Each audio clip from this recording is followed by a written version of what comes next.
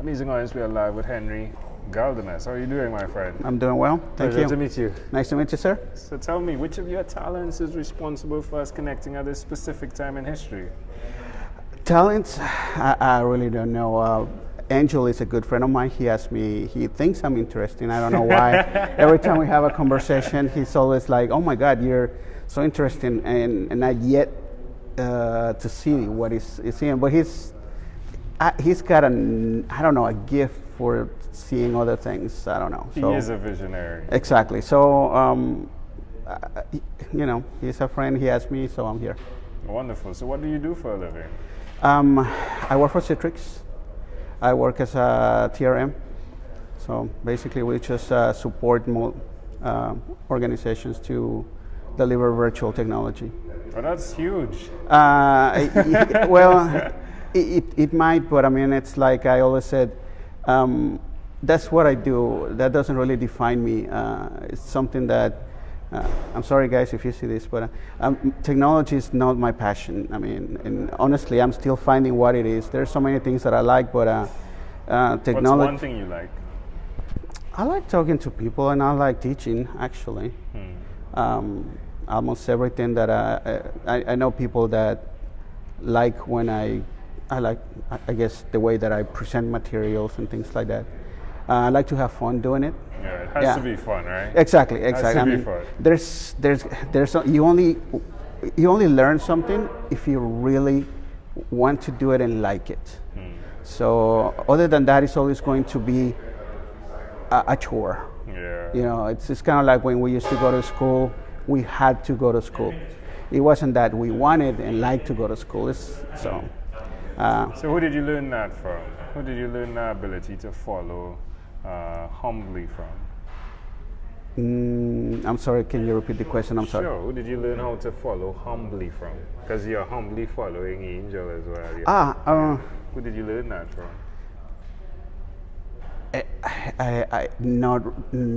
Nothing that I can remember. I mean, like I didn't have a mentor or. What about your parents? My mom was very nice. My dad and I always had not so good relationship. But it was like, I can say my grandmother. My grandmother showed me that don't do to other people what you don't like other people to do to you. She was always this kind of person that loved to fight for others. Yeah. She never liked. She's an advocate. She was an advocate. She grew up rich, but in her family, she grew up like nothing, or like what they interpreted as nothing.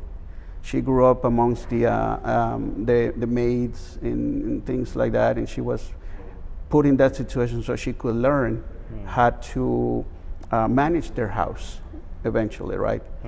But it kind of worked out the opposite, because she actually saw the struggle of poor people. Yeah.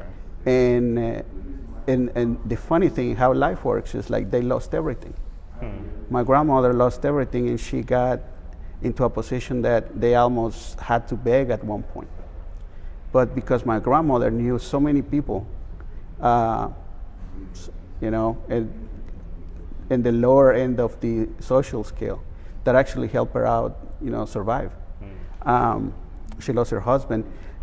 She lived a very, very hard life, but because she learned how to live in a humble environment, she thrived on that.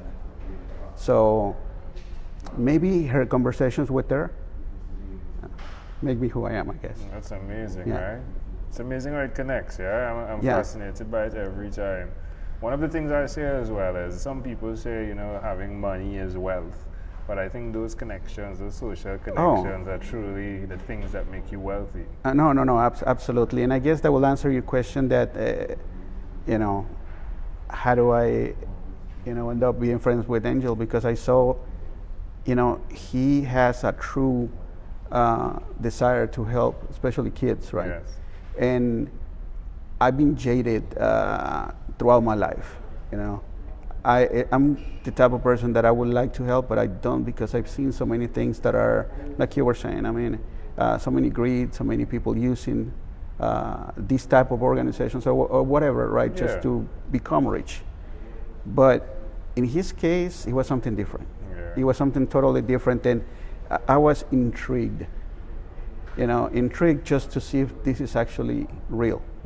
It's almost like the people like don't believe in miracles, and when they see a miracle, they will go and do anything they can to debunk it, right? Yeah. So, and that's what my life has become in a sense. Just try to debunk life. Yeah. Just look for the truth.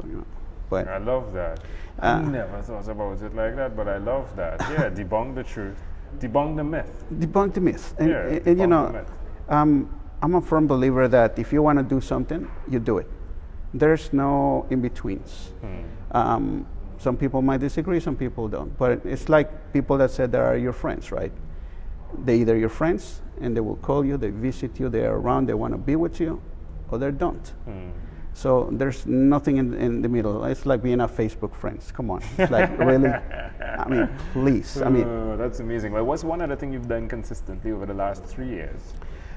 Consistently for the last 3 years? I like flying drones, but I'm more into the technology. It's funny, but I don't fly as much as I like to learn about it.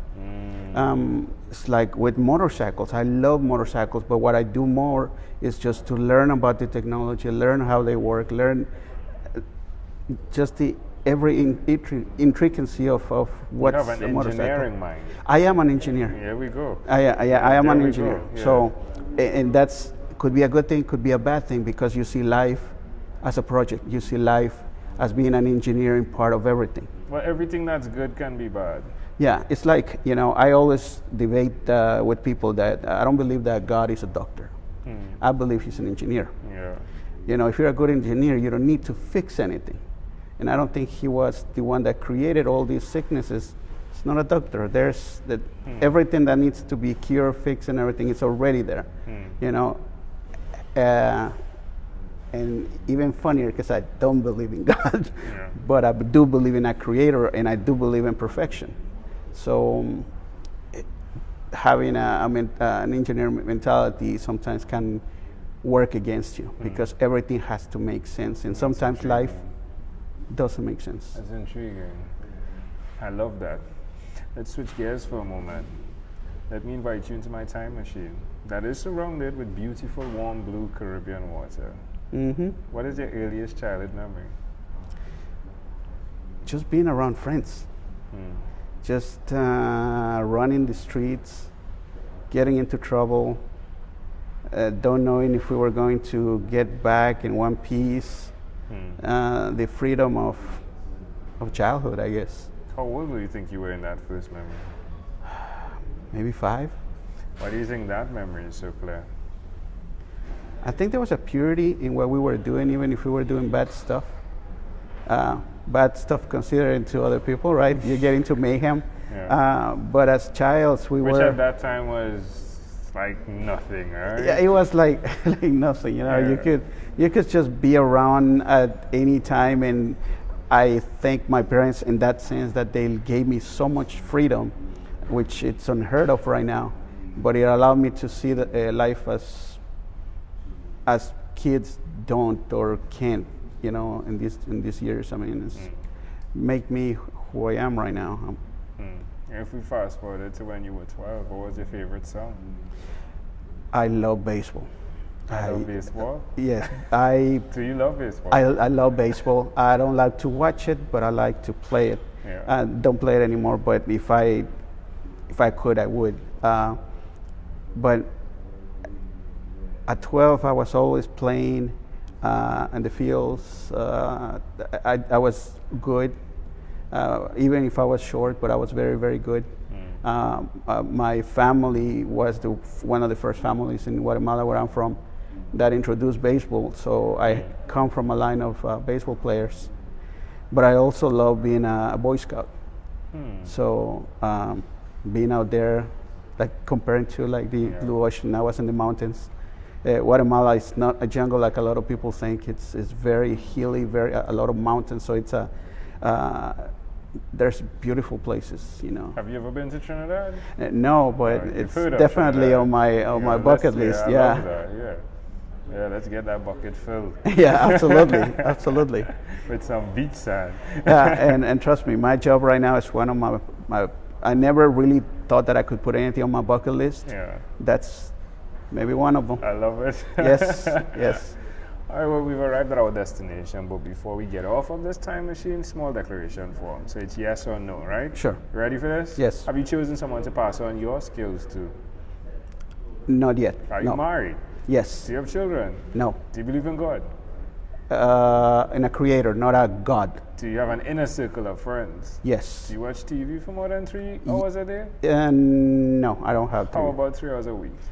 Yes. What about screen time, the phone and the computer? Is it more than 8 or less than 8 hours a day? Oh, more than 8 hours. That's my job. That's what I do. Yeah. If you had to share with us your own unique real statement, a statement that represents who you are, Henry, what would you say that is? I would say that I'm a man of my word. If I tell you I want to do something, I will. If I tell you I'm your friend, I'm your friend. And I like